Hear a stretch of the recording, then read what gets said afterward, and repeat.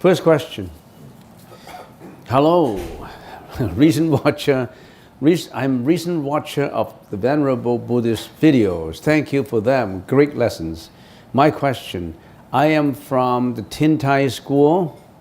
How does the Lotus Sutra's teaching, namely 3,000 rams in a single mind, relate to real world? Wow. Tintai school, all the 3,000 rams is in one thought. Do you still remember William Blake's poem? What he says is, I can see a world in a grain of sand.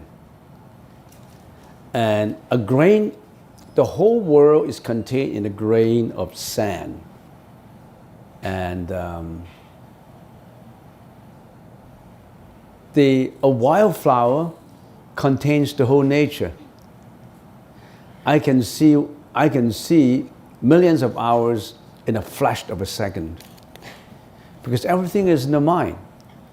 Everything, no matter how big, how small, is all in the mind. So what it simply implies is one should turn to the mind for cultivation, not pursuing externality. If you're attaching to the Lotus Sutra, you're pursuing externalities too. Once you know that, you have to return to your real mind, so you have to be careful with every thought that you have. If a thought of jealousy comes up, you're mindful of it, you know, stop, this thought of jealousy is leading me into a karmic world. So everything is within a thought. A thought gives rise to action or speech, right? Every action, every wholesome action, unwholesome action, every action that you're going to perform, every word that you're going to utter is from a thought. How can you do anything without a thought? So the origin is from a thought. So when this actions and speeches are always repeated, we always say it becomes a habit. When habits are all repeated, it becomes your personality. Your personality determines how successful you are or how miserable you are. So start with a thought. What kind of thought you have? Can you watch your own thought? What's the purpose of meditation?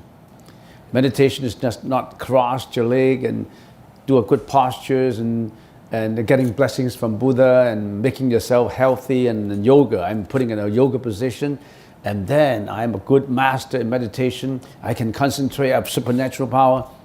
Meditation is to be mindful, or should I use that word mindful, introspecting your own mind so that you know every thought that comes up. If an unwholesome thought comes up, you identified it, you don't want to follow the unwholesome thought. If a wholesome thought comes up, maybe for the time being you want to linger that wholesome thought and carry it into action and speech. So watch your mind. Buddhism is about introspecting your mind to make sure that you're returning to purity. You're not being polluted. You're not being polluted by the environments of emotions. Can you do that? First of all, start with yourself. Do you have emotions?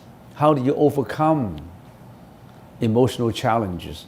When emotions come up, do you let the emotions obsess you and lead you express your emotion in anger, in fury, in jealousy, in hatred, in greediness, in ignorance, in arrogance? Will you be able to be very observant of your own emotion, and only will you be able to control your unwholesome emotions and linger on your wholesome emotions? Some emotions are wholesome. emotions of compassion, loving kindness, emotion of thoughtfulness, consideration, emotions of thinking of morality. So that's enough to answer this question. What it says is 3,000 rams in a single mind, in a single thought. My mind is so powerful that I can put Hong Kong into my mind right now. How big is Hong Kong? 7 million people, more than 7 million people on an island and an attachment to an island. But when I close my eyes, I have 尖沙咀 on my mind. 尖沙咀, 海傍道, whatever, all of a sudden it's in my mind. But my mind is only a small little brain, but how come my mind can contain the whole Hong Kong right now? Not only Hong Kong, my mind can also contain at the same time California, Mexico. I've been to Mexico. My mind can contain enormous things. My mind can also contain a very minute thing. So how powerful your mind? Do you know how powerful your mind? Your mind can lead you to go to heaven. Your mind can also lead you to hell. Your mind can lead you to enlightenment. Your mind can also lead you to confusion. Can we change our mind so that every thought will be a wholesome thought, compassionate thought, loving kindness thought, non-violence thought, concession thought, kindness thought? What is the concept to be a good Buddhist besides being compassionate? Thank you. I already talked about it in the Chinese New Year. To be very brief, if you want to be a good Buddhist, remember talk about 3 criteria. The first one is to be a good person. We don't want to be so high level, talk about fantastic concepts and theory. To be a good Buddhist, you have to be a good person. So what's the standard of being good? To you, what is good, to him could be bad. What is your standard? We use morality as a standard. The norm is morality. Thou shalt not kill, thou shalt not lie. We have certain morality that human values have. Human has certain morality.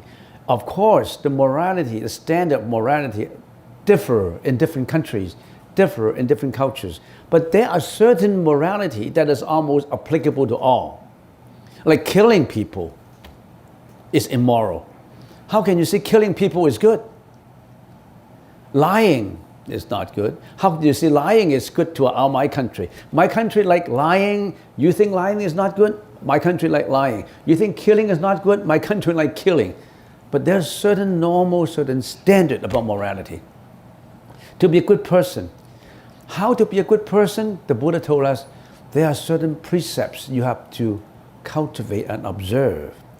There are 5 basic ones, and of course there are many other ones, but there are 5 basic ones.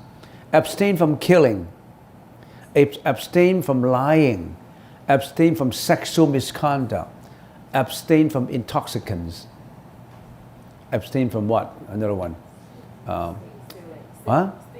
Stealing, yes. Abstain from stealing. There's certain basic values. So, to be a good person. What is the second criteria to be a good Buddhist? The first one is to be a good person, morality standard. The second one is what? To be happy. You are learning the Buddhism. You want to be happy, right? I haven't found anybody who said, I don't want to be happy. Anybody who said, I don't want to be happy? Everybody wants to be happy. To be happy, what do? To be happy, you must cultivate calming of one's mind. How can you be happy if your mind is not calmed down? If your mind is always agitated with anger, with arrogance, with selfishness, how can you be happy? So to be happy, you have to learn stabilization, right? Stabilization, mind stabilization. So to be happy, there's certain ways how to make life happier. People call it meditation, but stabilization. last but not least, what is the last one? To be wise. To be wise, you need the right introspection. So to be a good Buddhist, you ask me how to be a good Buddhist, to be a good person, to be happy, and to be wise. And these are only the general broad topics. Underneath it, there's a lot of things you have to do that I can't elaborate in here. There's so much to say about it. There's all in the Buddhist teaching. But if you want to remember the main points, to be a good person, to be a good Buddhist, you have to be a good person. You have to have values in a person. The difference between an animal and a human is humans have certain values. A dog would only look for food when it's hungry, would only get furious will only bark when they get furious. That's their value. But the human value is they want to know the value of existence. Why do I exist in this world? What values I should have? Humans have values. We should highly consider and evaluate these values and maintain the best moral values of humans. So to be a good person is to realize your values. If you don't even realize your values, you know why people committing suicide? They lose the values. In their depressions, they think that I'm absolutely useless. It's pointless, meaningless.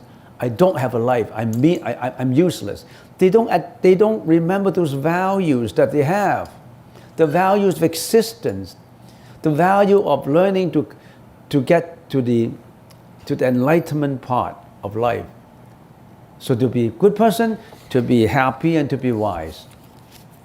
How does one differentiate between joyfulness, bliss, contentment, and indulgence of worldly pleasures when one feels happy? Take a look at the dictionary. I mean, you're asking me how to define joyfulness and the meaning between joyfulness and bliss. You always hang up with meaning of words. Why don't you just say blissful is joyful, content is okay? Why don't you learn to change your thinking? Why don't be sticking onto the meaning of a word that get you into trouble? And most people think that they memorize a book and they have learned a book. You know what is the content of the book. You have to practice according to the book, not to hang on some definitions and meaning. You really have to practice it. You have to walk the board, not just talking about a board. You look at the map to Victoria and you're on a boat, you're always thinking about what is the street. The first street leads to Empress Hotel and the second street leads to another hotel. So I'll be caught in between two streets and what is this street and all that. You never get there. You walk there. You can't find Empress Hotel and they ask you someone, where's Empress Hotel is pointing that to you. That's there. Then you walk there. If you look at the map and you never walk according to the map, you can never get there. You only look at your map and start asking all kinds of questions about a map. You better walk there and clarify when you are actually walking there. You haven't started your first step. Millions of miles begin with the first step. Millions of miles does not begin sitting down and reading on a map. You have to get your first step